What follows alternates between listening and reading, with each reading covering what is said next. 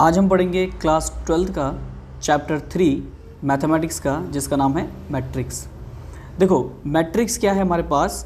A matrix is an ordered rectangular array slash group of numbers और function.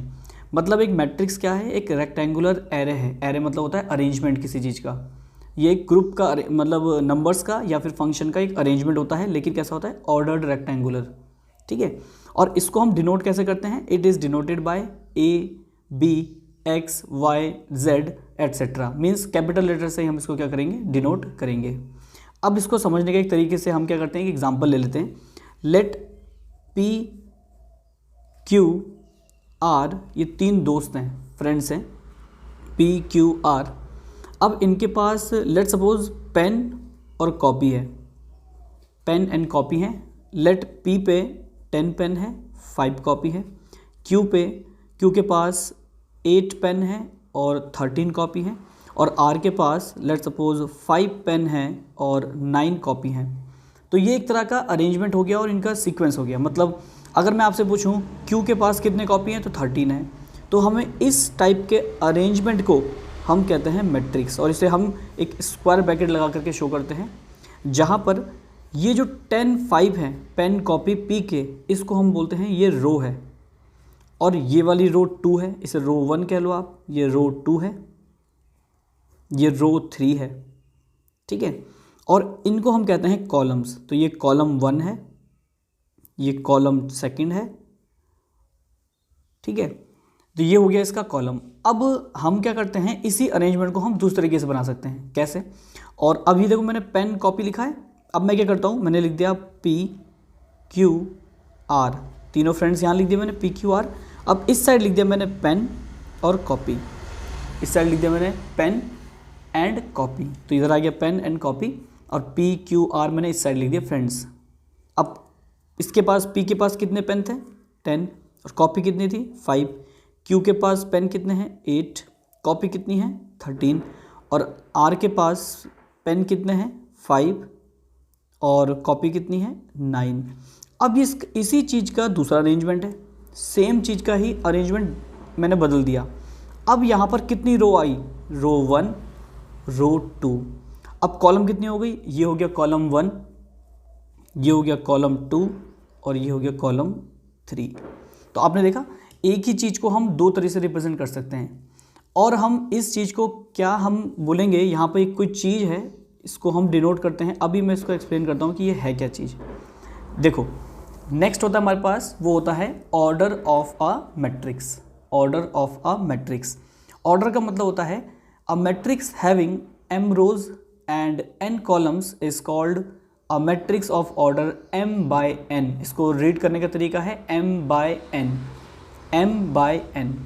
अब मुझे बताओ किसी के पास किसी मैट्रिक्स में m रोज़ हैं, तो मुझे बताओ इस वाले उसमें कितनी रोज़ दिखाई दी आपको, 1 2 3। इसका मतलब इसमें 3 रोज़ हैं। बाय कॉलम कितने हैं इसमें, 1 2, तो कॉलम कितने हैं, 2। तो 3/2 इस मैट्रिक्स का क्या हो गया, ऑर्डर। और दूसरे वाले में देखिए यहाँ कितनी रोज़ दिखाई दी आपको, 2। तो 2 बाय कॉलम कितनी दिखाई दी, 1 2 3, तो 2/3 इस ऑर्डर का मैट्रिक्स है, इस मैट्रिक्स की ऑर्डर है। ठीक है। अब कैसे निकालते हैं ऑर्डर ऑफ मैट्रिक्स को, मतलब ऑर्डर ऑफ अ मैट्रिक्स कैसे निकालते हैं, देखो लेट सपोज मैंने जनरल रिप्रेजेंटेशन लिया है A11 A12 A13 and so on. ऐसे करते करते 1 कभी चेंज नहीं होगा, n चेंज हो जाएगा, क्योंकि ये देखो ये रो 1 है, ये भी रो 1 है, रो 1 है, ऐसे करते करते रो 1 आएगा। लेकिन कॉलम 1, ये कॉलम 1 है, ये कॉलम 2 है, कॉलम 3, ऐसे करते करते कॉलम n तक आएगा। नेक्स्ट वाले में A21 A22 A23, और ऐसा करते करते ये आएगा A2n। मतलब रो तो सेकंड रहेगी, इसकी रो फर्स्ट है, इसकी रो सेकंड है। यहाँ कॉलम 1 आएगा, यहाँ कॉलम 2 आएगा, यहाँ कॉलम 3 आएगा, ऐसा करते करते यहाँ कॉलम n आएगा, लेकिन रो तो सेकंड ही रहेगी। ऐसा करते नेक्स्ट हमारे पास आएगा A31 A32 A33 and so on A3n। अब मैं इसको आगे ले जाऊंगा तो आप देखो यहाँ पे कॉलम 1 नहीं बदलने वाला, लेकिन कॉलम तो नहीं बदलेगा, लेकिन रोज़ तो बदलेंगे। तो रोज़ को मैं लिख दिया m1, तो यानी पहला एलिमेंट आएगा m1। नेक्स्ट वाला एलिमेंट आएगा m2, नेक्स्ट वाला एलिमेंट आएगा m3। ऐसा करते करते जब मैं इसे आगे बढ़ाते जाऊंगा तो यहाँ पे आएगा m रोज n कॉलम, इसीलिए मैट्रिक्स का ऑर्डर होता है m/n। और ऑर्डर को हमेशा मैट्रिक्स के बॉटम पे लिखा जाता है, जैसे यहाँ लिखा हुआ है 3/2, 2/3। अब मैंने जो बताया ना आपको a11, a12, ये है क्या, देखो इसके लिए ये वाला हमारे पास, ये मैंने पॉइंट लिखा हुआ है यहाँ पर। देखो एक मैट्रिक्स है कैपिटल A जिसमें AIJ, A है यहाँ पे एलिमेंट, I मतलब होता है ith रो, मतलब कौन सी रो में है वो, और J का मतलब होता है jth कॉलम, कौन से कॉलम में है, कौन से रो में है, ये हमें यहाँ बताता है। और m/n क्या है, ऑर्डर ऑफ मैट्रिक्स, ठीक है, ऑर्डर ऑफ मैट्रिक्स। एग्जाम्पल ले लेते हैं इसका एग्जाम्पल। लेट सपोज मैंने एक मैट्रिक्स बनाई है A 2 -5 7 3 1 9। इस मैट्रिक्स का ऑर्डर क्या होगा। लेट सपोज दूसरी मैट्रिक्स बनाई मैंने 3 1 9 2 1 2 0 1 3 7 6 5 8 9। इस वाले मैट्रिक्स का ऑर्डर क्या होगा। और लेट सपोज एक मैंने बना दी है 1 2 1 9। इस वाले मैट्रिक्स का ऑर्डर क्या होगा। तो देखो ऑर्डर निकालना ना, तो पहले देखो रो कितनी है इसमें, रो 1 रो 2, तो 2 रोज हैं, बाय कॉलम कितने हैं 1 2 3, तो ये 2/3 की मैट्रिक्स है। इसमें देखो कितनी रोज हैं 1 2 3 4 रोज हैं, कॉलम कितने हैं 1 2 3, तो ये 4/3 की मैट्रिक्स है। और यहाँ पे कितने कॉलम हैं, इसके रोज हैं 1 2 रोज, और कितने कॉलम है 1 2 कॉलम, तो ये 2/2 की मैट्रिक्स है। अब एक सिंपल सा क्वेश्चन है, if a matrix has 18 elements, अगर एक मैट्रिक्स में 18 एलिमेंट्स हैं। अच्छा एलिमेंट्स आएंगे कैसे, ये भी देखते हैं हम यहाँ पर। जब आप ऑर्डर ऑफ मैट्रिक्स निकाल लो, आप उसकी डायरेक्ट मल्टीप्लाई करो तो एलिमेंट पता चले जाएंगे, यानी कि 2 × 3 मतलब 2/3 यानी 6 एलिमेंट्स होंगे। अब चेक करते हैं 1 एलिमेंट 2 3 4 5 6, ठीक है। नेक्स्ट अगर मुझे चेक करना है कि इस मैट्रिक्स के अंदर कितने एलिमेंट है, तो आप इसे देखे बिना आप इसका ऑर्डर देख के बताओ। 4/3 यानी कि 4 3 12, इसके अंदर 12 एलिमेंट है, आप काउंट करना 12 होंगे। यहाँ पे देखो 2 2 4 एलिमेंट होंगे 1 2 3 4। ऐसा ही क्वेश्चन है, if a matrix has 18 elements what are the possible orders it can have. तो 18 एलिमेंट्स में ऑर्डर क्या क्या बन सकता है। तो देखो इसका पहला ऑर्डर ये बन सकता है 1 × 1/18। 1 यहाँ पर है रो और 18 यहाँ पर है कॉलम्स, ठीक है। तो पहला 1/18 बन सकता है। दूसरा 18/1 भी तो बन सकता है, इसी का उल्टा, यानी कि 18 रो हो जाए और कॉलम 1 हो जाए, तब भी इसका आंसर सही है। ऐसा भी हो सकता है 2/9, 2 रोज हैं 9 कॉलम्स हैं, इसका उल्टा ही बन सकता है 9/2, ये भी पॉसिबल है। 3/6 और 6/3। अब मुझे बताओ इनके अलावा ये सबका देखो आंसर सबका 18 है, इसमें भी 18 एलिमेंट्स आएंगे, इसमें भी 18 एलिमेंट्स आएंगे, इसमें भी 18 एलिमेंट्स, इसमें भी 18 18 18। अब कोई और पॉसिबल है इसके अलावा नहीं, तो इसका मतलब 1 2 3 4 5 6, तो 6 मैट्रिक्स ऐसे बन सकती हैं जिनमें 18 एलिमेंट्स होंगे और उनका ऑर्डर ये होगा। तो ये क्वेश्चन आपके एनडी में पूछा हुआ है कि अगर एक मैट्रिक्स है, इसका आप मुझे आंसर बताओगे। एक मैट्रिक्स में 72 एलिमेंट्स हैं, तो आप उसके पॉसिबल ऑर्डर्स बताने हैं आपको कि कितने पॉसिबल ऑर्डर्स बन सकते हैं। आप इसका आंसर चाहे तो कमेंट बॉक्स में लिख सकते हैं। अब हम देखते हैं टाइप्स ऑफ मैट्रिसेस कि टाइप्स ऑफ मैट्रिक्स हमारे पास कितने टाइप की हैं, ठीक है, मतलब कितने टाइप की मैट्रिक्स हमारे पास हैं। फर्स्ट है हमारे पास कॉलम मैट्रिक्स। देखो कॉलम मैट्रिक्स क्या होता है, जैसे इसका नाम समझ में आ रहा है column matrix, it contain only 1 column, या हम लिख सकते हैं इट हैज़ ओनली 1 कॉलम। तो ये दिखा दे रहा है आपको, ये सिर्फ एक 1 कॉलम है, 1 कॉलम है। तो अगर मैं आपसे पूछूं इसका ऑर्डर क्या है, तो आप मुझे बताओ इसमें रोज़ कितनी है 1 2 3, तो पहले लिखा जाता है रोज़ को बाय एक ही कॉलम दिखाई दे रहा है आपको, तो ये कॉलम 1 आ जाएगी इसमें। अब नेक्स्ट वाला देखो इसमें कितनी रोज़ है 1 2 3 4, तो ये है इसका ऑर्डर हो गया 4/1, क्योंकि कॉलम तो हमेशा 1 रहेगा। अब मैंने आपसे पूछा अगर ऑर्डर ऑफ कॉलम मैट्रिक्स बताओ, अगर आपके एमसीक्यू में क्वेश्चन पूछा जाए ऑर्डर ऑफ कॉलम मैट्रिक्स, तो आपका आंसर होगा m × m/1, m/1 क्यों? क्योंकि देखो यहाँ पे सिर्फ रोज बदल रही हैं, कॉलम नहीं बदलेगा, कॉलम तो हमेशा 1 रहेगा, इसलिए इसका आंसर होगा m/1। नेक्स्ट हमारे पास रो मैट्रिक्स।